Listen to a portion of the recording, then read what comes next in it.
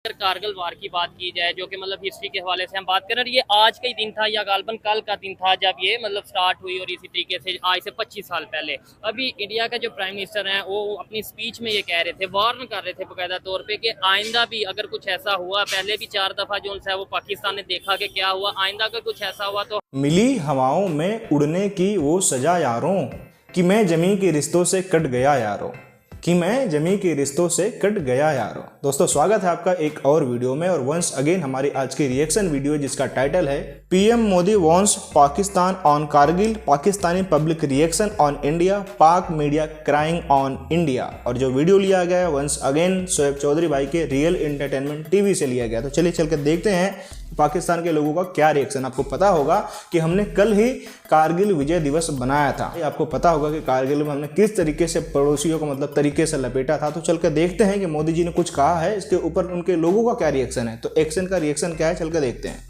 पाकिस्तान और इंडिया के दरमियान 4 जंगें हुई और लास्ट वार थी कारगिल वार जो कि 1999 में हुई। उसी हवाले से आज इंडियन प्राइम मिनिस्टर ने स्पीच करते हुए ये बोला है, 4 जंगों का भी जिक्र किया और साथ ही साथ ये भी बोला कि नेक्स्ट टाइम पाकिस्तान का बाकायदा तौर पे नाम लिया और वार्न किया कि नेक्स्ट टाइम ऐसा कुछ हुआ तो हम बहुत ही भरपूर तरीके से रिस्पॉन्स करेंगे, पाकिस्तानी पब्लिक से बात करेंगे कि क्या इस टाइम पाकिस्तान इस कंडीशन में है कि किसी भी वार का हिस्सा बने। साथ ही साथ ये हिस्ट्री के हवाले से पूछेंगे कि जो 4 जंगें हुई उसमें कितनी हम जीते, कितनी वो जीते। पब्लिक ओपिनियन आप तक पहुंचाएंगे और मेरी पर्सनल ओपिनियन भी मैं आपको साथ साथ बताऊंगा। चलते हैं वीडियो की तरफ और मिलते हैं वीडियो के बाद। अस्सलाम वालेकुम। वालेकुम सलाम। आपका नाम? मेरा नाम फलक शेर है। और आपका नाम जी?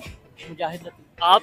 अवैस। ठीक है, क्या करते हैं फलक शेर भाई? मैं मेडिकल रिप्रेजेंटेटिव हूँ हाई नून फार्मा में। ठीक है, सबसे पहले तो टॉपिक की तरफ जाएंगे, बाद में पाकिस्तान और इंडिया को लेकर डिस्कशन कर रहे हैं, खासतौर पे कारगिल वार के हवाले से डिस्कशन करेंगे और फिर इंडियन प्राइम मिनिस्टर ने एक स्टेटमेंट दिया उसके ऊपर बात करेंगे। लेकिन पहले मुझे बताएं, आपकी जो फील्ड है मेडिकल की, अगर बात करें कितनी मेड इन पाकिस्तान मेडिसिन कितनी बन रही है, कितने परसेंट, और बाहर से कितनी इम्पोर्ट हो रही है? तकरीबन 80% बाहर से इम्पोर्ट हो रही है, 20% पाकिस्तान से बन रही तो क्या वजह है पाकिस्तान में क्यों 20% बन रही है? और मैंने तो ये भी सुना है, खबरें आती रहती हैं कि भाई जो पाकिस्तान में इंडस्ट्रीज लग रही थी मेडिसिन की वो वाइंड अप करके कंट्री छोड़ के बाहर जा रही है। ये महंगाई की वजह से, बेरोजगारी की वजह से, जैसे कि आप देख रहे हैं बिजली की वजह से, लोड शेडिंग की वजह से, और मटेरियल बहुत ज्यादा महंगा है जो मैन्युफैक्चरिंग की वजह से, इस वजह से बाहर से वो ले लेते हैं कि यहाँ पे इंडस्ट्री लगा के इतने अखराजात हो जाने, खर्चे हो जाने से बेहतर है कि बाहर से। ठीक है, आपने बोला 80% बाहर से आ रही है, 20% यहाँ बन रही है। इंडिया से बहुत से लोग देखते हैं, वो बताइएगा कि आपके वहाँ पे मेडिसिन जो सी है वो कितने परसेंट आपकी मेड इन इंडिया और कितने परसेंट इम्पोर्ट करते हैं, कमेंट बॉक्स में बताइएगा। अच्छा सर, सवाल ये है कि पाकिस्तान में इस टाइम जो सिचुएशन है, इकोनॉमी की बात कर लें, पॉलिटिकल स्टेबिलिटी की बात कर लें, अभी भी बातें चल रही हैं कि शायद ये गवर्नमेंट जल्द खत्म हो जाएगी और ये चीज़ें हैं। दूसरी साइड पे कारगिल वार को लेके वहाँ पे इंडिया के जो प्राइम मिनिस्टर हैं उन्होंने स्पीच की है, पाकिस्तान का बाकायदा नाम लिया और वार्निंग दी है, वार्न किया है कि भाई जो आतंकवादी या जो भी लोग जो से हैं अमन को ख़राब कर रहे हैं इस खिते में, या फिर कश्मीर के हवाले से जो भी इस तरीके से एक्टिविटीज़ कर रहे हैं, उन्हें मैं वार्न करता हूं कि आने वाले टाइम में हम सख्त एक्शन लेंगे। क्या कहना चाहेंगे इस हवाले से? मैं इस वाले से ये कहना चाहूँगा, जहाँ पे बाकी मुल्क तरक्कियाँ कर रहे हैं वहाँ पे हम लोग जो है आपस में सियासी अपने मकासद के लिए आपस में लड़ रहे हैं, जिस वजह से नुकसान अवाम का हो रहा है, जिस वजह से बाहर के मुल्कों को मौका मिल रहा है हमारे खिलाफ साजिशें करने का। ठीक है, तो हमें अपनी कानून साजी कुछ मामला इस तरह के रखने चाहिए कि जिसकी वजह से हम अपना फायदा सोचे, हम अपने मुल्क को सोचे। अब देखिए महंगाई बढ़ती जा रही है, हमें दूसरे मुल्कों से कर्जा लेना पड़ रहा है, सही है, जिसकी वजह से हम उनके मकरूज हो रहे हैं। अब आप देखें IMF देख लें या सऊदी अरब से देख लें, जब हम उनसे कर्जा लेंगे तो हम उनके खिलाफ बात कैसे कर सकते हैं? चाइना से देख लें, चाइना से देख लें, और जितने मनसूबे जैसे चाइना का आप CPEC लगा लें, उनसे मामला हमारे चलते हैं तो बाकी मुल्क बीच में इन्वॉल्वमेंट करना शुरू कर देते हैं। तो जब तक हम अपने मुल्क की मामला को नहीं देखेंगे, इनको बेहतर नहीं बनाएंगे, सियासी अदम इस्तेकाम जब तक रहेगा हम मुल्क की तरक्की नहीं कर सकते, नहीं कर पाएगा। और कोई भी कंट्री है, सिर्फ पाकिस्तान की बात नहीं कर रहा, कोई भी दुनिया का कंट्री ऐसा पॉसिबल है कि जो इस टाइम पाकिस्तान की सिचुएशन है ऐसी उसकी सिचुएशन और नेबर के साथ वो लड़ाई करता नजर आए या अपने तल्लुकात खराब करता नजर आए, आगे बढ़ सकते हैं। और अल्लाह ना करे, वैसे तो मैं जंग का बिल्कुल हामी नहीं हूँ, लेकिन अगर कोई ऐसी सिचुएशन बनती है, जैसे 4 दफा पहले इंडिया के साथ जंग हो चुकी है, फिर कोई ऐसी सिचुएशन बनती है तो हम इस पोजीशन में ऐसी मतलब हैं कि भाई हम क्या मतलब उनका मुकाबला कर सकें टेक्नोलॉजी में, उनके ओवरऑल टेक्नोलॉजी में तो हम उनका बिल्कुल नहीं मुकाबला कर सकते। बाकी अल्लाह हमारा है, इंशाल्लाह अल्लाह पाक के फजल करम से हम इस मुल्क में रहते हैं, हमें खुदा से उम्मीद है। बाकी हमें खुद भी अपना आप सोचना चाहिए कि हम क्या कर रहे हैं, हमें अपने आप अपने मामलात को, अपनी चीज़ों को देखना चाहिए, हम किस तरफ जा रहे हैं। अभी हम हमारे मुल्क की स्टेबिलिटी इस काबिल नहीं है कि हम किसी से जंग कर सकें। ठीक है, अच्छा सर, आप क्या कहना चाहेंगे इस हवाले से? इन्होंने बोला कि दुनिया के दूसरे कंट्रीज साजिश कर रहे हैं मुझे बताएं, पाकिस्तान में जो इस टाइम हम आपस में एक दूसरे के खिलाफ साजिश कर रहे हैं, हमारे पॉलिटिशियन हो जाए या ओवरऑल पब्लिक हो जाए, किसी दूसरे कंट्री को जरूरत है साजिश करने की? किसी चीज़ को नहीं। तो फिर क्या कहना चाहेंगे इस हवाले से, ये चेंज और ये दूसरे नंबर पे जो इंडियन प्राइम मिनिस्टर ने स्टेटमेंट दिया, ये कैसे मतलब इसको कैसे देखते हैं आप? पहले तो अपने मुल्क को सुधारेंगे बिल्कुल तो फिर ही कोई बात बनेगी, ठीक है, वरना नहीं तो फिर ऐसे ही पाकिस्तान की अवाम का बेड़ा गर्क होता रहेगा। ठीक है, अल्लाह ना करे ऐसा हो। अच्छा मुझे ये बताएं, क्या समझते हैं आज इंडिया जो इस पोजीशन पे चला गया, आज उनकी दुनिया की 5वीं बड़ी इकानमी, इसके अलावा ओवरऑल किसी भी फील्ड की, मेडिसिन की फील्ड की बात कर लें, वो कहाँ पे हम कहाँ पे, क्या समझते हैं अगर हम रिलेशन बेहतर कर लें, ये जंग वाला कंसेप्ट ख़त्म करें और आगे बढ़ें, हमारी तरफ से कोई पॉजिटिव कोई ऐसा पहले पहल की जाए, पॉसिबल है? हम पहल की हमें उनकी देखा जाए ना तो इस टाइम हमें सबकी जरूरत है, क्योंकि हमारे जैसे मामला था हमें किसी से खराब नहीं करनी चाहिए। ठीक है, हमें और हम इस सिचुएशन में नहीं है, जैसे मैंने आपको पहले भी बताया कि हम इस सिचुएशन में नहीं है कि हम उनसे जंग करें, ठीक है, क्योंकि हमारे मैं कहता हूँ सिचुएशन में हो भी, लेट्स सपोज हमारी इकोनॉमी भी जबरदस्त हो, फिर भी जंग का ये मकसद नहीं है, इसमें नुकसान अवाम का ही है। अवाम क्या चाहिए, हमें तरक्की करनी चाहिए अपने और मामला में, अपने कानून साजी करनी चाहिए, कानून को देखना चाहिए, मामला को मैं कहता हूँ जंग करनी है तो उनके साथ करें जरूर, लेकिन टेक्नोलॉजी में मतलब हेल्थी ये कंपटीशन बने, अगर देखें कि भाई आज उनसे जंग करें, तनीम में, कारोबार में, बिजनेस में, स्टेट में, इन चीजों में जंग करें, पता भी लगे कि हमने वाकई कुछ किया है, हमने फायदा अपना किया है, दुनिया में लोगों का कोई फायदा किया है। यूथ के लिए पॉलिसियां बनाए, जैसे कि आप देख रहे हैं कि हमारी जितनी भी यूथ है पढ़ी लिखी वो सब मुल्क छोड़ के बाहर जा रही है, उनके लिए कुछ ऐसी पॉलिसियां बनानी चाहिए ताकि वो याद रहे कि हमारे मुल्क को जो है ऊपर लेके जाए, तरक्की करें, उनके लिए वो ईजी होंगे तो हम ईजी होंगे। और दूसरे नंबर पे ये सब पॉसिबल पता तब होगा जब हमें असलियत का पता चलेगा, जब हमें हमारी हिस्ट्री का पता चलेगा, पाकिस्तान के जो 76 साल हैं उसकी क्या हिस्ट्री है और 76 साल से पहले क्या हिस्ट्री थी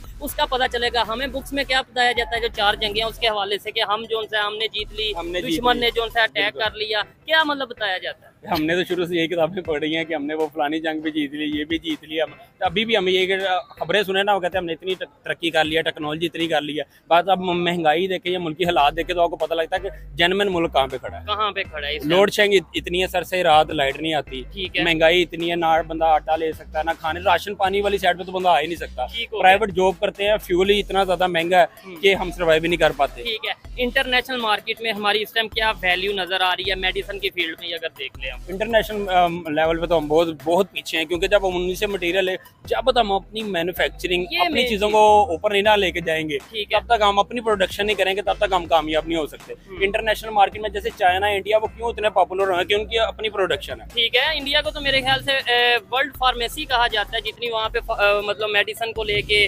मैन्युफैक्चरिंग हो रही है, जो अपनी मेडिसिन बना रहे हैं, और ना सिर्फ बना रहे हैं, एक्सपोर्ट भी कर रहे हैं। क्या आप इस बात से एग्री करते हैं कि उनकी मेडिसिन की इंडस्ट्री बहुत ज्यादा आगे ग्रो कर चुकी है? बहुत ज्यादा, क्योंकि आप तो जान देखते होंगे ये सारा इंटरनेशनल जो भी चल रहा है। हमने सेलें भी देखनी थी, मामला भी दे, टारगेट देख, और मैं तो ये सुना इंडिया से इधर भी मेडिसिन आती है वाया दुबई, इंडिया से बाकी मुल्कों से मटेरियल आता है, कुछ कंपनियां यहाँ पे प्लांट लगाए हैं जो वो मटेरियल ले लेते हैं, मटेरियल लेके वो यहाँ तैयार करते हैं। हालांकि बाकी यहाँ पे अगर करना चाहे तो पूरी प्रॉपर मेडिसिन तैयार हो सकती है, लेकिन बाहर से मटेरियल लेते हैं और बाहर से भी हमें 3rd क्लास मटेरियल मिलता है, जिसकी वजह से पेशेंट को रिलीफ ही नहीं आता वो मेडिसिन। और इसी चीजों को अब देखा जाए, चाइना में देखा जाए, बाकी मुल्कों में देखा जाए, वो नंबर 1 मटेरियल लेते हैं एक कैटेगरी का अपने कंट्री के लिए। हमें अगर शायद देना हो तो चाइना ने हमें देना हो, जैसा हमने ऑर्डर देना है, जितने हमने पैसे देने हैं उतना ही हमें। अच्छा, एक कंसेप्ट ये भी दिया जाता है कि चाइना जो है वो बहुत ही 3rd क्लास मटेरियल जो है वो बनाता है। मेरे ख्याल से ये कंसेप्ट गलत है, चाइना 3rd क्लास मटेरियल नहीं बनाता। हम उन्हें कहते हैं कि भाई आप हमें लो बजट का दे दो, अपनी कंट्री के लिए वो बड़ा बेहतरीन मटेरियल बनाते हैं। बिल्कुल ऐसे वो बनाती, क्योंकि वो पैसे खर्च करते हैं। हम लोग हम कहते हैं बस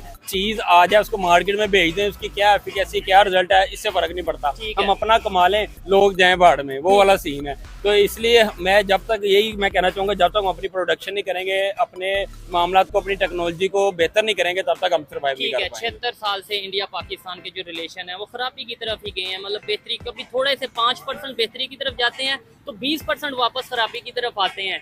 यूथ को क्या करना चाहिए, खासतौर पे पाकिस्तान साइड की, हमारे मीडिया को क्या करना चाहिए, हमारे अदारों को, हमारी गवर्नमेंट को क्या ऐसा एक्शन लेना चाहिए जिसकी वजह से उधर एक पॉजिटिव मैसेज जाए और वाकई में हम अगर कोई ऐसी एक्टिविटीज में इन्वॉल्व हैं तो वो खत्म हो? हमें तो फर्स्ट ऑफ ऑल ये करना चाहिए ना, हमारे पाकिस्तान को अभी इस टाइम सबकी सपोर्ट की जरूरत है, जैसा कि आप जानते हैं, ठीक है। यूथ को ये करना चाहिए कि यूथ को अपना किरदार अदा करना चाहिए। जैसे लोग बाहर गए, दुख हुआ है हमें कि वो क्यों गए, अगर वो यहाँ पे होंगे, बाहर जाके भी तो कमाई कर रहे हैं ना। अब मैं हुकूमत से ये दरख्वास्त करता हूँ कि कुछ पॉलिसियां बनाए, स्टूडेंट के लिए कुछ पॉलिसियां बनाए, कोई इंश्योरेंस, कोई ऐसे बिजनेस के लिए टर्म्स बनाए। कुछ बहुत से लोग ऐसे हैं बेरोजगार हैं जिनके पास घर नहीं है, अगर वो घर लेना चाहते हैं, लीज पे लेना चाहते हैं, बैंक के थ्रू भी लेना चाहते हैं, वो इतने ज्यादा अखराज, इतने टैक्सेस बता देते हैं कि आम बंदे की पहुंच से बाहर है। ठीक है, तो जब तक आप यूथ को रिलैक्स नहीं करेंगे, वो अपना 100% बिजनेस में नहीं डाल सकते। नो डाउट, इसमें कोई शक नहीं है। और फिर बड़ी बात यह है कि हम अपनी गलतियों से सीखते नहीं है। आपको नहीं लगता कि हम मिस्टेक, हम का मतलब हमारे पॉलिटिशियन मिस्टेक कर देते हैं, पहले मानते नहीं है, फिर 20 साल बाद कहते हैं हाँ भाई वो एक गलती हो गई थी। इवन हम कुछ टाइम पहले नवाज शरीफ साहब ने ये स्टेटमेंट दी थी, जो पाकिस्तान के 3 बार प्राइम मिनिस्टर रह चुके हैं, अभी उनके भाई प्राइम मिनिस्टर हैं, यानी कि उन्हीं की पार्टी के 4-5 दफा ये हुकूमत कर चुके हैं। उन्होंने स्टेटमेंट दी थी कि कारगिल हमारी मिस्टेक थी, हमने वो कारगिल की वार स्टार्ट की और फिर वो हम हारे और ये सारा कुछ हुआ। अगर हम वो वार ना करते, वहाँ पे जो सा पहले मुजाहिदीन और फिर इस तरीके से ना बेचते, आपको नहीं लगता कि रिलेशन बेहतरी की तरफ जा रहे थे? बिल्कुल समझौता एक्सप्रेस और फिर और भी उनके यहाँ पे क्रिकेट डिप्लोमेसी बढ़ रही थी। बिल्कुल आप सही कह रहे हैं, जा रहे थे, बट हमारे बड़ों ने कुछ ऐसी गलतियां कर ली हैं जो हमें भुगतानी पड़ रही है। लेकिन मजीद नहीं करनी चाहिए। हाँ। मजीद हमें दोस्ती की तरफ जाना चाहिए, मुल्क की चीजों को बेहतर बनाना चाहिए। लेकिन हम ये कहते हैं जी कश्मीर का मसला, वो कश्मीर का मसला, हम क्या कश्मीर के साथ सिंसियर नजर आ रहे हैं आपको? नहीं, डायलॉग या बातों के अलावा नहीं। कश्मीर की जब बात होती है कोई भी नहीं बोलता, कोई भी नहीं बोलता। आपने लास्ट देखा है कश्मीर में इंडिया कितना जुल्म सितम कर रहा है, अभी भी कर रहा है। अच्छा। हमारे पॉलिटिक्स इस पे बात ही नहीं करते, वो इस पे बात करते हैं मेरी ये कुर्सी मिल जाए, मेरा मामला ये हो जाए, उस पर पर्चा हो जाए, वो पकड़ा जाए, बस इसी पे लगे। ठीक है, आपने बोला कि कश्मीर में इंडिया जुल्म और सितम कर रहा है, ये आपने मीडिया पे देखा होगा, मेन स्ट्रीम मीडिया पे देखा होगा, लेकिन कभी गूगल या कभी कहाँ इंडिया के साइड कश्मीर के लोगों से कभी बात हुई है आपकी? नहीं, इतनी नहीं हुई। ठीक है, कभी आप ये कभी सोचने के लिए, अपने एक्सपीरियंस के लिए बात करना या गूगल करना कि वहाँ पे क्या डेवलपमेंट हो रही है, वहाँ पे उनकी जो उन्होंने कितना बजट रखा है अपने साइड के लिए, और हम लोग यहाँ पे कितनी डेवलपमेंट कर रहे हैं अपने साइड कश्मीर पे? हमारे यहाँ पे आए दिन प्रोटेस्ट हो रहे होते हैं कि भाई हमें बिजली की कीमतों में कमी दी जाए। यानी ये जो कंसेप्ट है जुल्म कर रहा है, क्या आपको नहीं लगता कि ये थोड़ा हमें रियलिटी की तरफ भी जाना चाहिए? बिल्कुल सही कह रहे हैं, पर इसमें सबसे बड़ी बात है ये मैसेज कन्वे करने के लिए ना एक अदारा है जिसे कहते हैं मीडिया ही हमें। अब हम लोग काम कर रहे हैं, नौकरी कर रहे हैं, हमारे पास इतना टाइम नहीं है कि हम कश्मीर जाके देखें। हमने किसको देखना है? मीडिया को देखना है। हमारा मीडिया हमें गलत बताए, सही बताए, हमें ना चाह के भी इनकी बात माननी पड़ती है। सारी बात है, जो देखेंगे, जो दिन रात हम देखेंगे, दिन रात सुनेंगे, वो कहीं ना कहीं माइंड में बैठेगा। मैं ओपनली खुद कहता हूँ, आज से अगर 5 साल या 8-10 साल पहले की बात की जाए, तो मैं भी जब स्कूल में था तो मुझे जब बताया जाता था कश्मीर, तो मेरे माइंड में यही आता था इंडिया बहुत जुल्म कर रहा होगा, ये होगा वो होगा। लेकिन अब मेरी वहाँ के लोगों से जब सोशल मीडिया पे बात होती है, मेरा ये इंटरेस्ट है, मैं जानूँ, मैं समझूँ कि वहाँ पे क्या हो रहा है। वो कहते हैं वहाँ पे जॉब्स मिल रही हैं, वो कहते हैं वहाँ पे जो उनसे इंटरनेशनल टूरिस्ट आ रहे हैं, वो कहते हैं वहाँ पे दुनिया का सबसे ऊंचा ब्रिज बन गया, G20 की मीटिंग उधर हुई है। पाकिस्तान साइड कश्मीर में हमने क्या डेवलपमेंट की? इसका मतलब तो ये है ना कि हमें मीडिया जो वो गलत साइड पे लेके जा रहा है या हमें गलत इन्फॉर्मेशन दे रहा है। अगर वो वहाँ पे तरक्की कर रहे हैं, बहुत अच्छी बात है, वो भी मुस्लिम हमारे भाई हैं, उनकी तरक्की हो रही है। हाँ, बड़ी बात है कि इंसान है, अगर वो वहाँ पे तरक्की कर रहे हैं तो इससे हमें बड़ी खुशी वाली बात है। तो फिर ये मीडिया को ये चीज देखनी चाहिए कि हम अपने, वो भी लोग हमारे हैं, हम भी हैं, तो फिर हमारे आपस में इस तरह के गलत मैसेज क्यों कन्वे किए जा रहे हैं? और मैं ये गारंटी से कहता हूँ कि अगर कोई भी पाकिस्तानी है, उसे हकीकत दिखाई जाएगी, विद फैक्ट बात की जाएगी और रियलिटी दिखाई जाएगी, वो इस चीज को समझेगा। लेट्स सपोज यहाँ पे कोई खड़ा हो गया कि इंडिया में मुसलमानों पे बहुत जुल्म हो रहा है, इंडिया के मुसलमानों को हिंदू पकड़ के काट देते हैं, ये कर देते हैं। लेट्स सपोज कोई ऐसा कहता है, जब उसे बाकायदा तौर पे बताया जाएगा कि यार अगर इतना जुल्म हो रहा हो तो वहाँ पे आबादी कैसे बढ़ती जा रही है, फिर उसे दिखाया जाएगा वहाँ पे जो पॉलिटिशियंस कई मुसलमान हैं, अवैसुद्दीन, वो मतलब इस अवैसी और ये बहुत से ऐसे नाम है बड़े बड़े, जो खुल्लम खुल्ला अपनी गवर्नमेंट के अगेंस्ट बात करते हैं। यहाँ पे मुझे बता दें, कोई मिनॉरिटी से, खास तौर पे हिंदू कम्युनिटी से, आप कोई एक नाम, 2 नाम के, यार ये देखो ये बड़ा यहाँ पे बड़ा बिजनेसमैन है या ये बहुत बड़ा पॉलिटिशियन है? नहीं, कोई भी नहीं है ऐसा। तो फिर जुल्म तो देखा जाए, जुल्म तो है, बिल्कुल है। ठीक है, चेंज इसमें मेरी और आपकी क्या जिम्मेदारी है, यूथ की, नौजवान की? हमारी ये जिम्मेदारी है, हमें अपना मुसीबतें मसले मसाइल आते रहते हैं, अपना मुल्क छोड़ के नहीं जाना चाहिए, मेहनत अपनी करनी चाहिए, अपनी लगन करनी चाहिए, हर एक को अल्लाह पाक ने अपना फल देना है। जब तक सब मिल के पॉजिटिव हो के अपना 100% नहीं देंगे, तब तक मुल्क ऊपर नहीं जाएगा। आपस में लड़ना नहीं छोड़ेंगे, पूरी दुनिया में क्या इमेज जाता है? सबसे बड़ी बात है सियासत जो हम करते हैं, घरों घरी सियासत हो रही है, एक भाई दूसरे भाई के खिलाफ सियासत कर रहा है, एक बंदा दूसरे बंदे को कामयाब नहीं देख सकता। जब तक हम इकट्ठे होके काम नहीं ना करेंगे, जैसे एक मुट्ठी हो गई, यूनिटी नहीं आएगी, तब तक हम तरक्की नहीं कर सकते। हमारे मुल्क का ये बहुत अच्छा लगा इनसे बात करके। आइए मजीद किसी से बात करते हैं। अस्सलाम वालेकुम। जी वालेकुम सलाम। आपका नाम? अब दोस्तों देखिए कैसा है ना, मतलब बहुत कॉमन सी बात है बिल्कुल। जो चीज़ें बार बार, मतलब मैंने पहले भी जिक्र करा हुआ है ऐसा कि क्या होता है ना, अगर आप एक ही चीज़ को बार बार बोलोगे और हर जगह पे वही चीज़ होगी, किताबों में होगी, न्यूज़पेपर में होगा, मीडिया पे होगा, जहाँ पे भी मतलब होगा, इवन जो बोलते हैं ना कि पब्लिक का जो ओपिनियन होता है अगर वो भी वैसा रहेगा तो एक तरीके से एक नेरेटिव बन जाता है सबके दिमाग में, मतलब एक ही चीज़ें बार बार आती है। वहाँ का सीन ऐसा है ना कि स्कूल में जो बच्चे होते हैं ना, उनकी किताबों में भी ऐसा कुछ लिखा गया है कि जो हिंदू होते हैं, जो अदर रिलीजन वाले होते हैं, काफिर होते हैं, उनके खिलाफ आपको रहना है। जैसे मैंने आपको बताया ना कि किसी वीडियो में कि एक सलून में एक हिंदू युवक जाता है और वहाँ पे जो बंदा सलून वाला होता है मुसलमान होता है, उसने बोला कि भाई हम हिंदूज के जो है बाल वगैरह नहीं काटेंगे, ठीक है, हराम है या फिर इस तरीके का। मतलब तो आप सोचिए कि शुरू से ही मतलब इस तरीके का नैरेटिव चला जाता है उनकी किताबों में, टीचर, मौलाना, मौलवी, मदरसा जितना भी होता है। तो अब जो बच्चे हैं, जो नर्चर हो रहे हैं, जो आगे बढ़ रहे हैं, उनके दिमाग में क्या आएगा जब वही चीज़ें वो सुनते आए हैं, तो धीरे धीरे होते होते कैसा होगा ना, फिर उनका जो माइंड होगा ना वो ब्रॉड हो ही नहीं पाता, मतलब वो पूरी दुनिया के बारे में या सबके कोई एग्जिस्टेंस के बारे में समझ ही नहीं पाते हैं। और जो पढ़े लिखे नहीं हैं उनकी तो भाई बात ही कुछ नहीं है, मतलब उनके बारे में क्या ही कहना, वो तो वैसे भी अनपढ़ गवार, उनको जो भी आप बोल दोगे उनको वही सच मान लेंगे, उनको लगेगा कि भाई ये सब चल रहा है मतलब यही सच है, वो तो उसका फैक्ट चेक कर ही नहीं पाएंगे। का नाम? मेरा नाम सयाम अनवर गौरी है। श्याम भाई क्या करते हैं? मैं मार्केट रिसर्च में हूँ।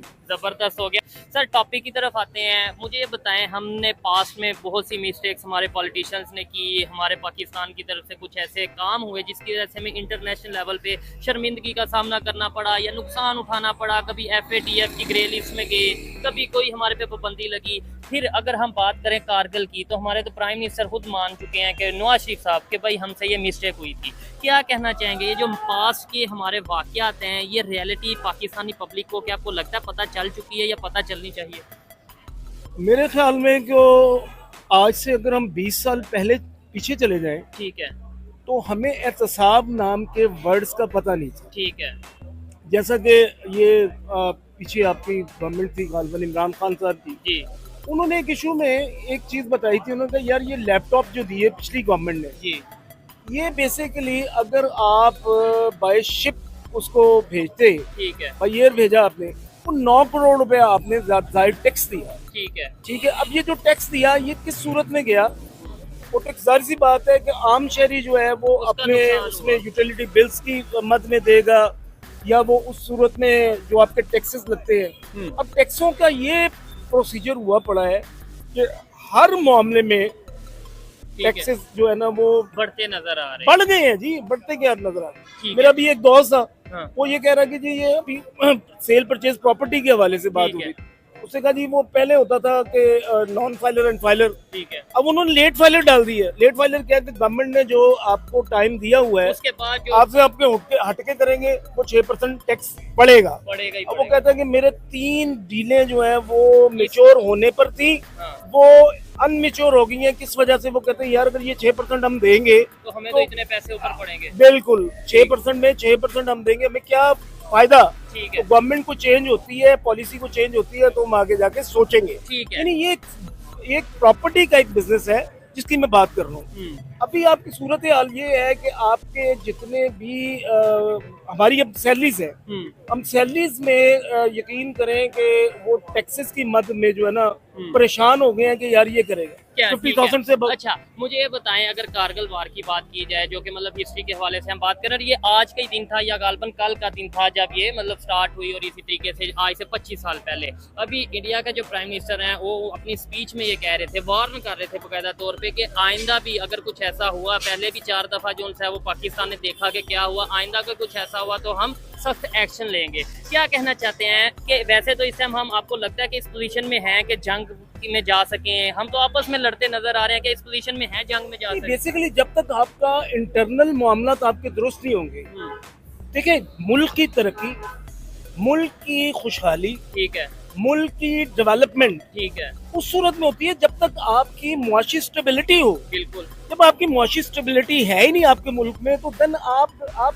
क्या करेंगे? आप महाज पे क्या लड़ेंगे? आप बाहर क्या करेंगे? आप तो सोच ही नहीं सकते कुछ। नहीं तो वैसे हमें लड़ाई का सोचना भी नहीं चाहिए, हमें तो रिलेशन बेहतर करने का नहीं सोचना चाहिए। बिल्कुल करना चाहिए, बिल्कुल करना चाहिए, लेकिन अपनी ईगो को रखते हुए। ठीक है, ये नहीं है कि हम जो है वो बिल्कुल ही, वो कहते हैं कि बिल्कुल सॉफ्ट होके उनकी हर चीज को तस्लीम कर लें। ठीक हो गया। अच्छा, बात में वजन उस वक्त होता है जब आप दुनिया में आपका मुकाम अच्छा होता है, ठीक है, जब आपकी कोई मतलब वर्थ होती है, आपकी बात मानी जाती है। एग्जैक्टली, आपकी गुडविल, अगर आप पाकिस्तान में जस्ट आप सफर करते हैं बाहर, ठीक है, आपका पता है आपके ग्रीन पासपोर्ट का क्या हाल है इस वक्त? क्या हाल है?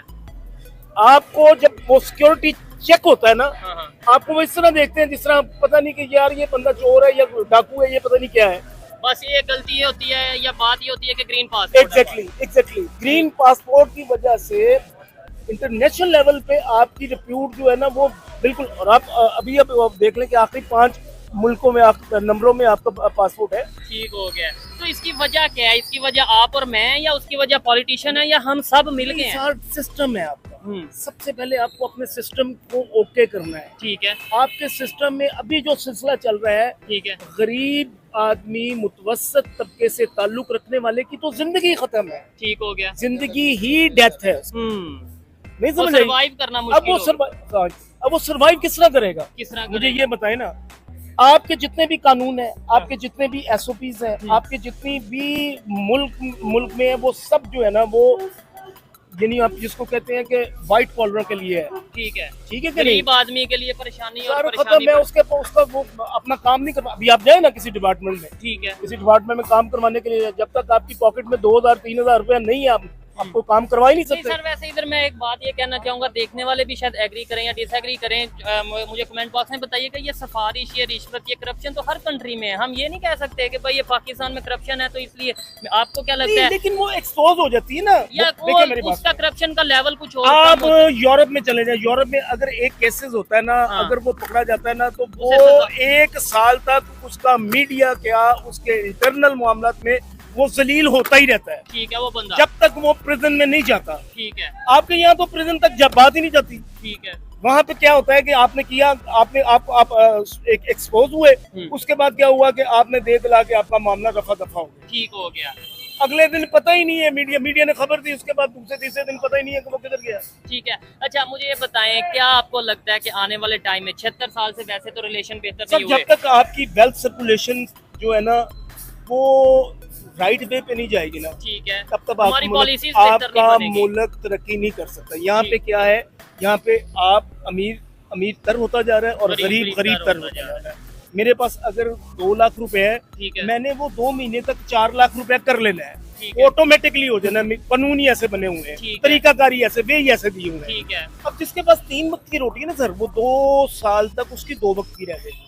यानी इसका मतलब क्या है, अमीर तर होता जा रहा है, गरीब तर यानी इसका मतलब है हम तो जंग कर रहे हैं अपना गुर्बत से, हम जंग कर रहे हैं बेरोजगारी से, जंग कर रहे हैं हम दहशतगर्दी से, भी कहा जा रहा ऐसा ही है। तो हम ऐसी सिचुएशन में यही, अगर हम नेबर्स के साथ रिलेशन बेहतर कर लें, बजाय उससे भी जंग का ही सोचें, मतलब पहले आपस में जंग कर रहे हैं फिर नेबर से भी जंग का सोचें। नेबर में देखिए मेरी बात सुने, नेबर आप अगर इंडिया की बात करते हैं, ठीक है, तो इंडिया आपका कभी भी दोस्त नहीं हो सकता। अच्छा। ये आप तय कर रहे हैं। आप नहीं, इसको जस्ट जब हम क्रिकेट में देख लें ना, ठीक है, आप क्रिकेट में देख लें, उनकी जो कभी आपके प्लेयर ने कोई अच्छी कारकर्दगी की है, वो भी वो तंजिया, उसके मीडिया जो वहाँ पे बैठे होते हैं, एक्सपर्टी बैठे होते हैं, वो तंज में आपको जवाब देते हैं, नहीं सर तारीफ भी कर रहे होते मैं हैं। इधर आपको बताता हूँ, मेरे बहुत से देखने वाले वहाँ से हैं। आपको नहीं लगता कि शाहिद अफरीदी की बात कर लें, शोएब अख्तर की बात कर लें, जितने यहाँ पे फैंस हैं उतने ही उनके इंडिया में भी फैन होंगे? आपको नहीं लगता? इवन इमरान इमरान खान की भी बात कर लें, आपको नहीं लगता पॉलिटिक्स को साइड पे रख के इमरान खान के कितने फैन होंगे इंडिया में? आप बिल्कुल ठीक कह रहे हैं। तो फिर आप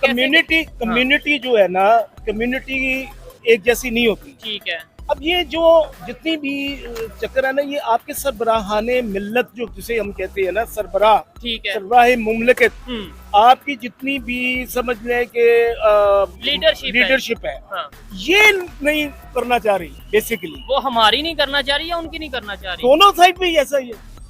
मतलब उधर मोदी में आप देख लें, हाँ। आपके मोदी का जो है वो है मजबूत थोड़ा कॉन्सेप्ट है, ठीक है, वो कभी भी नहीं चाहेगा कि मुसलमान को उस तरीके के साथ इकट्ठा कर ले। मैं इसको रोकना चाहूँगा यहाँ पे। मुझे बता भाई, 10 साल हो गए गवर्नमेंट के, अभी 3rd टर्म आया है, कौन सा ऐसा पॉलिसी था जिसमें लिखा गया है कि ये पॉलिसी का जो हकदार है ओनली हिंदू रहेगा?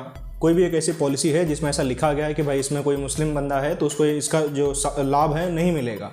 उत्तर प्रदेश में इलेक्शन हुआ था, एक डिस्ट्रिक्ट था और उसमें कोई गांव था, मुझे नाम एग्जैक्टली याद नहीं आ रहा है, वहाँ पे जितने भी घर थे 99% या 100% सारे मुस्लिम घर थे। सभी पॉलिसी का उनको फ़ायदा मिला, उनको प्रधानमंत्री आवास योजना से आवास भी मिला, लेकिन उन्होंने बीजेपी को वोट नहीं करा।